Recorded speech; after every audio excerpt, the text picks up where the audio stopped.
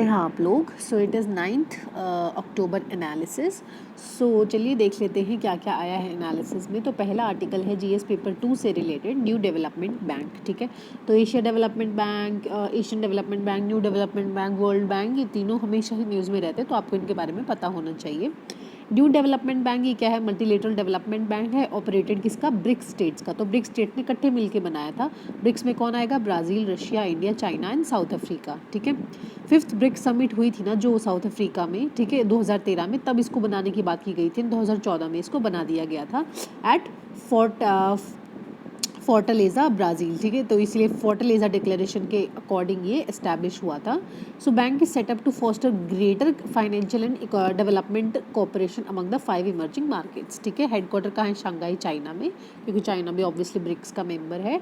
2018 में इसको observer status का दर्जा मिला गया, यूएन जनरल असेंबली में ऑब्जर्वर स्टेटस का दर्जा दे दिया गया। ठीक है, फिर ऑब्जर्वर से फिर वो परमानेंट मेंबर्स में बन जाते हैं ना वैसे हायरार्की में, तो इसलिए पहले ऑब्जर्वर स्टेटस का दर्जा दिया गया।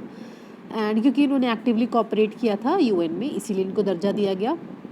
वर्ल्ड बैंक में क्या होता है कि भाई जिसका जितना कैपिटल, जिसने जितना फंडिंग दिया उसको उतना वोट मिलेगा। ठीक है, पर न्यू डेवलपमेंट बैंक में ऐसा नहीं होता, हर किसी के पास एक वोट है और किसी के भी पास वीटो पावर नहीं है। ठीक है, जैसे कि हमारी यूएनएससी में होता है, वीटो पावर होती है जो बहुत ज़्यादा एक कंटेंशियस बोन ऑफ कंटेंशन रहती है, तो वो इसमें है ही नहीं। तो ये बहुत अच्छी चीज़ है। ये मोबिलाइज करेगा resources and infrastructure and sustainable development projects in the BRICS nation. ठीक है, तो and multilateral regional financial institutions की बढ़ोतरी कराएगा और ग्रोथ एंड डेवलपमेंट कराएगा। ठीक है, अब आपके लिए क्वेश्चन ये है, क्या ये किसी और को लोन वगैरह दे सकता है, मतलब except for BRICS nation? This you have to find out. So अगर आप पूछो भाई कितनी कैपिटल से बना था, तो ये $50 बिलियन, आई थिंक, हाँ, $50 बिलियन से बना था। And Brazil, Russia, India, China, south Africa ने इक्वली दिया था। देखो $10 सबने, $10 मिलियन सबने दिए थे, पर लेटर इसको $100 बिलियन तक बोला है कि हम इसको इंक्रीज़ कर सकते हैं। इसमें मैक्सिमम शेयर चाइना का होगा and minimum share south Africa का होगा, तो ये आपको ध्यान रखना है। ठीक है, फिर एशियन डेवलपमेंट बैंक के बारे में थोड़ा बता दूँ आपको। ये भी एक रीजनल डेवलपमेंट बैंक है, 1966 में बना था, तो इससे तो बहुत पहले बना था। इसमें नाउ है 68 मेंबर्स और न्यू डेवलपमेंट में तो 5 ही होते हैं एंड 49 फ्रॉम एशिया। सो 2019 में एडीबी 5 लार्जेस्ट शेयर होल्डर्स कौन है? जापान एंड यूनाइटेड स्टेट्स, ये आपको ध्यान रखना है।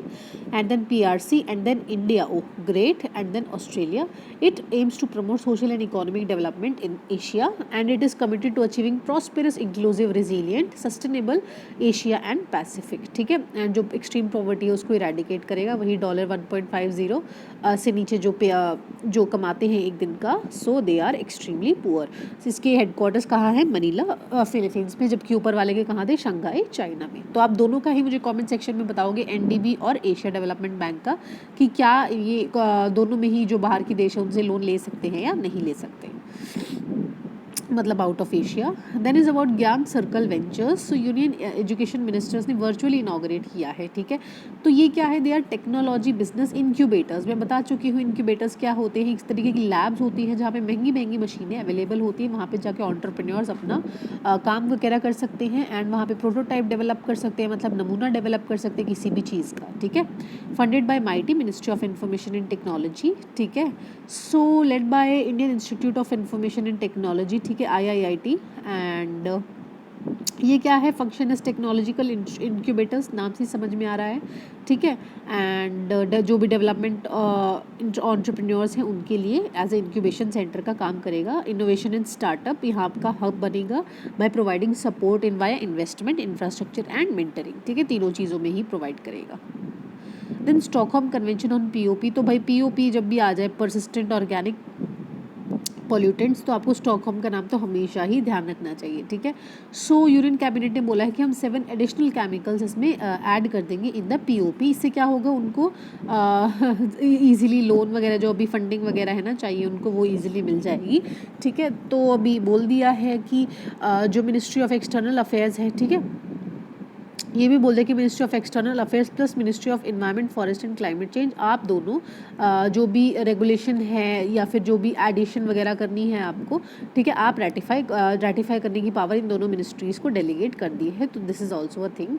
कौन से नए केमिकल्स हैं? Chlordecone, hexa bromo biphenyl, hexa bromo biphenyl ether and hexa bromo diphenyl ether, ठीक है, sorry hexa and this is hepta, hexa में 6, हेप्टा में 7, टेट्रा ब्रोमो डाइफिनाइल ईथर मतलब कि 4 and penta bromo diphenyl ether मतलब 5, penta chlorobenzene, hexa bromo cyclododecane and hexa chlorobutadiene, ठीक है, ये केमिकल्स हैं। बेनिफिट क्या होगा इंडिया को? वही मैंने बताया, ग्लोबल इन्वायरमेंट फैसिलिटी से उसको ज़्यादा फाइनेंशियल रिसोर्सेज मतलब लोन वगैरह मिलना ईजी, फंड्स मिलना ईजी रहेगा। अब GEF के बारे में आप मुझे कमेंट सेक्शन में बताएंगे।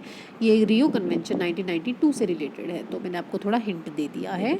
About Stockholm convention on POPs, ये 2001 में साइन हुआ था एंड 2004 से अफेक्ट मतलब चालू किया था, बेसिकली अफेक्ट में आया था। एम टू एलिमिनेट और restrict production and use of persistent organic pollutants, ठीक है। तो ये होते क्या है, 1995 में गवर्निंग काउंसिल ऑफ UNEP ने एक ग्लोबल एक्शन के लिए बोला कि भाई सारे देश, सारे ब्रह्मांडवासियों आओ हमारे पास, और जो ये केमिकल सब्सटेंसेज है गंदे हैं जो इन्वायरमेंट में परसिस्ट कर रहे हैं, बायो एक्यूमुलेट होते हैं, ठीक है। बायो एक्यूमुलेशन या बायो मैग्नीफिकेशन क्या होता है कि ये लाइपोफिलिक होते हैं, मतलब लिपिड से चिपक जाते हैं। अब हमारी बॉडी में फैट होता है, क्या होता है मछलियों की, पहले वो फाइटोप्लैंक्टन से चिपकेंगे, फिर छोटी मछली के चिपकेंगे, फिर बड़ी मछली के चिपकेंगे, फिर उससे बड़े मान लो उनको क्रोकोडाइल खा गया, क्रोकोडाइल के चिपकेंगे, क्रोकोडाइल को आदमी खा गया तो आदमी को भी वो लग जाएंगे, एंड वो बाकायदा उन ऑर्गेनिजम्स में मल्टीप्लाई होता रहता है, that is bio magnification. So this is the main issue, ठीक है, कि बायो मैग्नीफाई होते हैं एंड ये फूड वेब में बायो मैग्नीफाई होते हैं, जिसकी वजह से एडवर्स अफेक्ट्स होते हैं ह्यूमन हेल्थ एंड एनवायरनमेंट पे। यूनिकनेस क्या मैं बता चुकी, लाइपोफिलिक है, ये लिपिड होता है, जो फैट मॉलिक्यूल्स हैं उनको बड़ा पसंद करते हैं, उनसे चिपक के रहते हैं, तो फैटी टिश्यूज़ में जमे रहते हैं ना, इससे क्या होता है कि वो इजीली एक्सक्रीट नहीं हो पाते बॉडी से, ठीक है। अगर वाटर फिलिक होते, ठीक है, हाइड्रोफिलिक होते तो वो इजीली निकल जाते यूरिन के थ्रू, है ना, पर ये निकल नहीं पाते and they tend to concentrate and increase in a food chain. So this is the thing, and जो ग्रेटेस्ट मतलब जो प्रेडेटर है उसको सबसे ज़्यादा नुकसान पहुँचाते हैं। द इनिशियल 12 अभी फ़िलहाल 12 POPs हैं, 12 ऐसे पॉल्यूटेंट्स हैं जो रिकॉग्नाइज किए गए हैं, aldrin, chlordane, DDT, even DDT which you must remember, dieldrin, endrin, heptachlor, hexachlorobenzene, mirex, toxaphene and hexachlorobenzene and PCBs, polychlorinated biphenyls, and ये कुछ बाय प्रोडक्ट्स भी हैं। सो ये 12 हैं total. Since then additional substances को ऐड करते रहते हैं, क्योंकि ये बेसिकली क्या है, ये बहुत ज़्यादा खतरनाक होते हैं, कैंसर कॉजिंग होते हैं, भाई सीधी सी बात है, कैंसर हो जाएगा, ठीक है। एंड कोई कीमोथेरेपी करवा के तो मरना नहीं चाहता, तो भाई ऑब्वियसली इनका फिर बैन ही करना पड़ेगा। Improper use and disposal of agrochemicals and industrial chemicals, ठीक है, क्योंकि उनका इम्प्रॉपर कभी भी अब गंगा नदी में चला दोगे तो इम्प्रॉपर ही आप डिस्पोज कर रहे हो। Elevated temperature and combustion process, इससे क्या होता है कि बाई प्रोडक्ट निकलना कुछ था और निकल कुछ और ही जाता है, एक्स्ट्रा पॉल्यूटेड होके। Unwanted by products of industrial processes of और कंबशन, ठीक है। आर्टिकल 16 ऑफ ये जो स्टॉकहोम कन्वेंशन का क्या कहता है, effectiveness of the requires that effectiveness of the measure adopted by convention is evaluated. भाई इसको इवैल्यूएट करना पड़ेगा, ये नहीं है कन्वेंशन साइन करके घर पे आके भूल गए, उसको रेटिफाई कर दिया, लॉज भी बना दिए, फिर भूल गए, उसका कोई वो नहीं कर रहा है, पर ऐसा करना चाहिए। And this is the thing. Other convention कौन सी है? Convention on long range transboundary, ये ट्रांसबाउंड्री एयर पॉल्यूटेंट के लिए है, and protocol on persistent organic pollutants. Then is about graded response action plan. मैंने कल आपको बताया था कि जो EPCA है, आज ही बताया था जो आज का आर्टिकल था, EPCA बनाता है GRAP। तो EPCA क्या आता है? Environment pollution control authority. ये सुप्रीम कोर्ट के मैंडेट से बनी थी NCR रीजन में पॉल्यूशन को कर्ब करने के लिए, और EPCA ही graded response action plan formulate करता है, जिसकी बेसिस पे जितना जितना एयर क्वालिटी इंडेक्स गिर रहा है उसके बेसिस पे grade wise and phase wise जो मतलब इन्होंने सोचा है कि हम ऐसे ऐसे करके पॉल्यूशन कर्ब करेंगे, वो फेज वाइज में लागू होता है, जैसे जैसे एयर क्वालिटी इंडेक्स गिरता रहता है, समझ गए, है ना। सो GRAP क्या है भाई, ये कंटेक्स्ट इंपॉर्टेंट नहीं है, 15 अक्टूबर से लागू करेंगे इसको। Approve by supreme court in 2016, EPCA ने इसको वो करा था, प्रिपेयर किया था, ठीक है। सुप्रीम कोर्ट मैंडेट बॉडी है ये। It works only as emergency measure, तो ये नहीं है आपको सिर्फ अक्टूबर 14-15 के आसपास दिखेगी ये EPCA न्यूज़ में, क्योंकि ये सिर्फ इमरजेंसी ही मेजर है, पूरा साल इसको आप लागू नहीं करवा सकते, ठीक है। As such plan doesn't include action by various state governments to be taken throughout the year to tackle industrial vehicular and combustion and emission, ठीक है, इस प्लान में नहीं इंक्लूड होता है। बाकी साल भाड़ में जाओ, हमें कोई मतलब नहीं है, पर इमरजेंसी आ गई, हमें दिख गया है बहुत सारा बढ़ गया, एक AQI बहुत सारा सॉरी घट गया है, तो हम इसमें इंटरवीन करेंगे। Poor to very poor measure listed में उसको इंक्रीमेंटल वे में उसको फॉलो करना पड़ता है, ठीक है। जो 13 डिफरेंट एजेंसीज़ हैं, जो दिल्ली, यूपी, हरियाणा, राजस्थान में जो NCR का रीजन है ना, नेशनल कैपिटल रीजन है, ठीक है, तो उसके जो एजेंसीज़ हैं वो उससे कोऑर्डिनेट करेंगे एंड एक्शन प्लान जो है वो लागू करवाएंगे। Head of the table EPCA है और ये सुप्रीम कोर्ट की मैंडेटेड बॉडी है। अब आप मुझे कमेंट सेक्शन में बताएंगे क्या EPCA स्टैट्यूटरी है, कॉन्स्टिट्यूशनल है, एग्जीक्यूटिव बॉडी है, आप मुझे कमेंट सेक्शन में बताएंगे।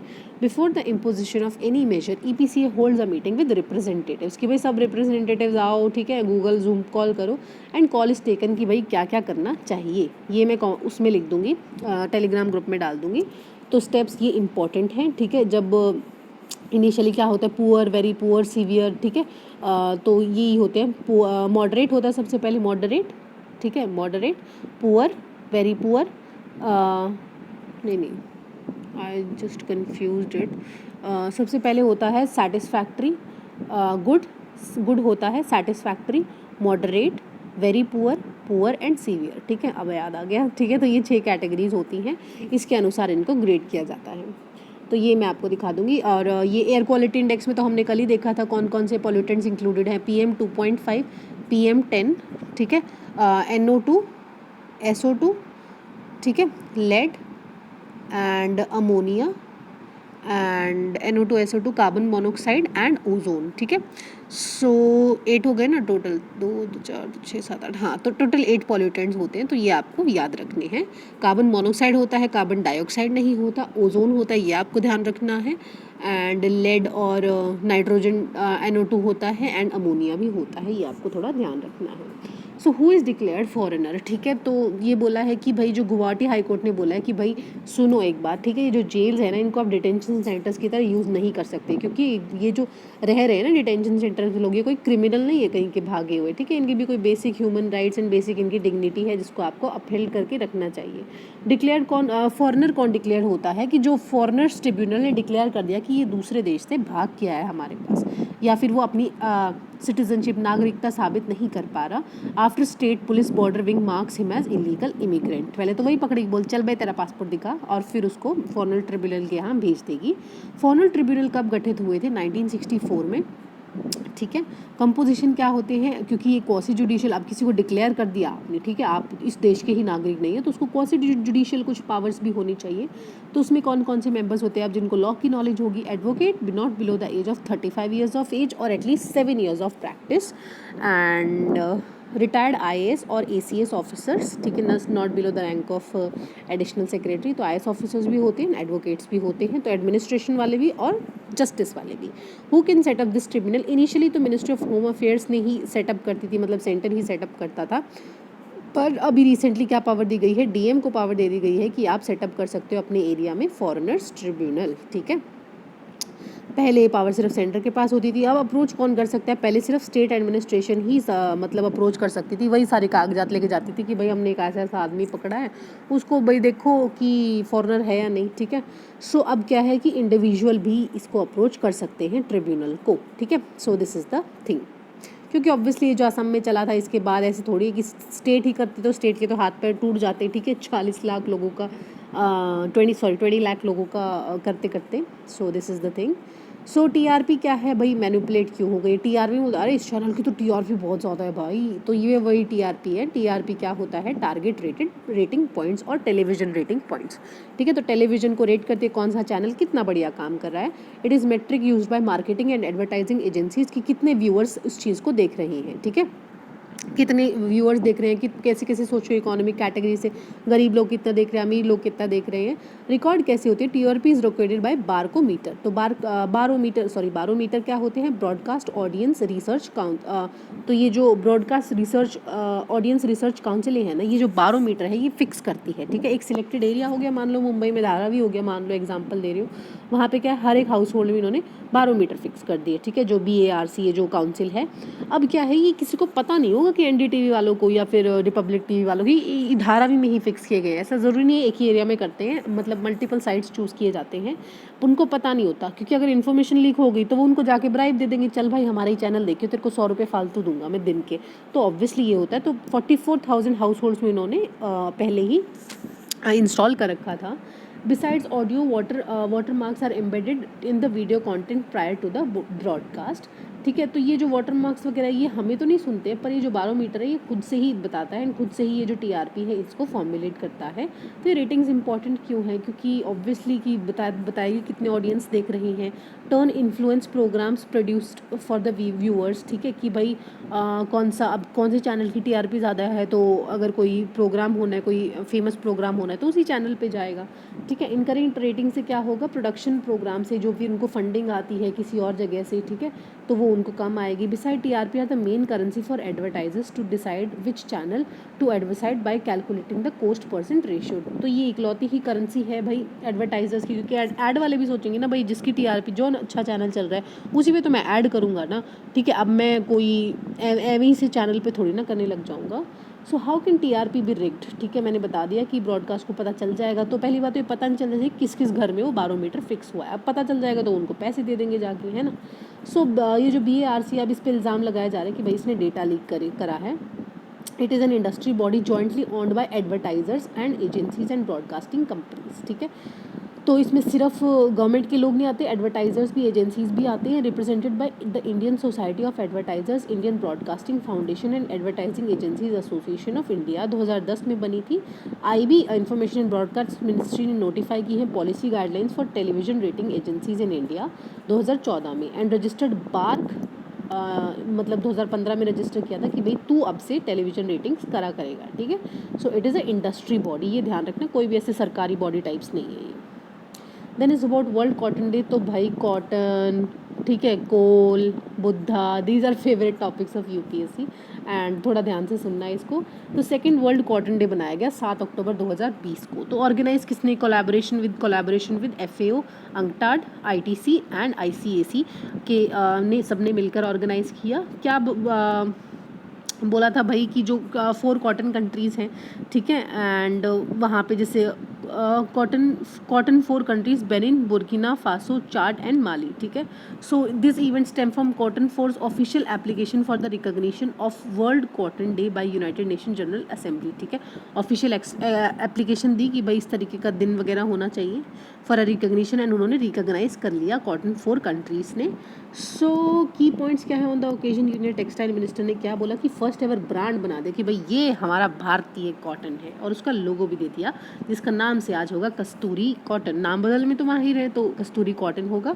Brand will represent whiteness, brightness, softness, purity. तो इनको कोई बताओ वाइटनेस नहीं, आज के बाद फेयर एंड लवली को भी ग्लो एंड लवली बना दिया, वाइट ज़्यादा यूज़ नहीं करते। India is second largest cotton producers and largest consumer of cotton in the world. So ये स्टैटिस्टिक्स आपको याद रखनी है। 6 मिलियन टन्स ऑफ कॉटन बनाते हैं, एंड जो ये पूरे देश का, पूरे वर्ल्ड का 23% है। India's account for 51% of total organic cotton production. तो ऑर्गेनिक भी बनाते हैं, ऐसा थोड़ी है एक ही चीज़ बनाएंगे।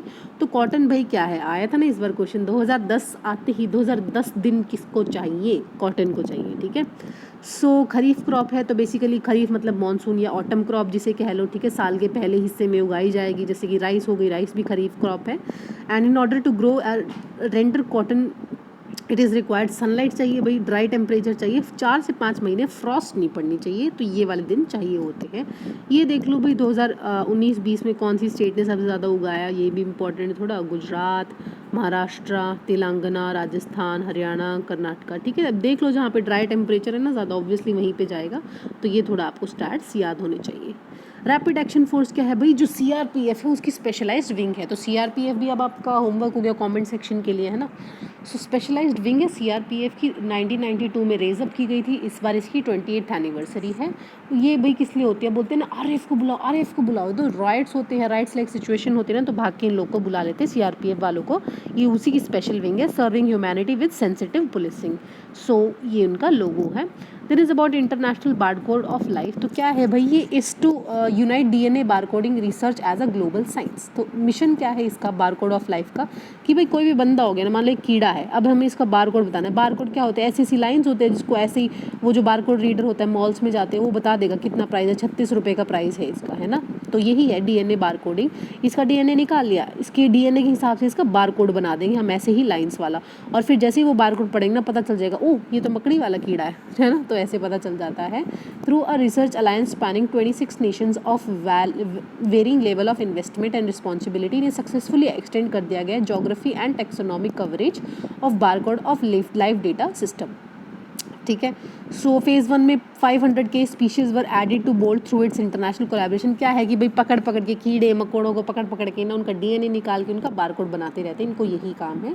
ओवरऑल टास्क क्या है कि भाई कलेक्ट करेंगे, क्यूरेट करेंगे स्पेसिमेन को, ऑर्गेनाइज करेंगे DNA सीक्वेंस को into reference library used for global species identification. क्या होता है, अब मैं हूँ, मैंने नाम दे दिया कि मेरे यहाँ बिल्ली है, मैं बोलूँगी नहीं मैं बिल्ली को फेलिस, बिल्ली का वैसे नाम फेलिस डोमेस्टिका है, पर मैं कहूँगी ना मैं तो बिल्ली ही बोलूँगी, उखाड़ लो क्या उखाड़ोगे, वो कहेंगे तो और दूसरा बंदा कह रहा है नहीं मैं बिल्ली को कुत्ता बोलूँगी, तो वो बोलेंगे यार तुम लोग ना छोड़ो बहुत कन्फ्यूजन कर रहे हो, हम इसका सीधा बारकोड बना देंगे, हम इसका DNA ले लेंगे। ठीक है, DNA तो यूनिवर्सल हो गया ना, बिल्ली और कुत्ते में तो नहीं बदल सकता, तो इसीलिए DNA it is a universal thing. ठीक है, ताकि टैक्सोनॉमी के रिलेटेड जो इश्यूज आते हैं ना वो भी ना आए। बहुत बार क्या होता है, अगर किसी ने नाम दिया है साइंटिस्ट ने, तो पहला नाम जिसने दिया है वही एग्री होता है। ठीक है, ये रूल है टैक्सोनॉमी का। सो बाद में क्या होता है, फिर ये दिक्कत ही ना आए, इसीलिए इसको अलग अलग इसीलिए बोलते कि DNA बारकोडिंग ही करेंगे। Then is about Nobel literature prize. तो अमेरिकन पोएट लुइस ग्लक को मिला है 2020 का नोबेल प्राइज़। इनको पहले पुलिट्ज़र प्राइज़ भी मिला गया, तो याद रखना भाई पुलिट्ज़र प्राइज़ आ जाए तो ये लिटरेचर से रिलेटेड है। And she is the 4th women to win Nobel prize in the past decade. Okay, ठीक है। सो वही हमने बता दी कि स्वीडिश अकेडमी देती है, जो अल्फ्रेड नोबल हैं उनके मरने के बाद उन्होंने विल बनाई थी कि भाई ये जो प्राइज़ है प्राइज़ देते रहे ना, जो भी अच्छे काम करते हैं नोबल प्राइज़ 1901 से इसको देने लगे थे। आंदोलन फॉर कोविड-19 अप्रोप्रिएट बिहेवियर। मोदी जी कह रहे हैं कि भाई दिवाली होली दशहरा आने वाला है, लोग 2 गज की दूरी रखना, मास्क पहने रखना और सोशल डिस्टेंसिंग करना। एंड उस तरीके का एक action plan central government and state government भी बनाएंगे अपने अपने रीजन स्पेसिफिक एरियाज़ में। सो this is not very important. आंदोलन है। एयरफोर्स डे है भाई 8 अक्टूबर को मनाया जाता है। ठीक है, क्योंकि एयरफोर्स ऑफिशियली रेज हुई थी 1932 में, उसके बाद इसने वर्ल्ड वॉर 2 में भी पार्ट लिया। ठीक है, उस टाइम तो इसका नाम क्या था, royal air force of UK United kingdom. First operational squadron का बाय 1933 में, एंड फिर इसने वर्ल्ड वॉर 2 में भी पार्टिसिपेट किया।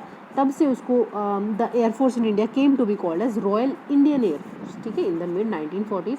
1950 में तो फिर हमने इसको इंडियन एयरफोर्स ही कह दिया, चल भाई रॉयल ना सब ब्रिटिश वाला है, रॉयल हटा दिया, अब हमारी 4th largest in the world air force है। So this was it for today's discussion. Please जो होमवर्क दिया है उसका आंसर करिएगा, and thank you so much for watching.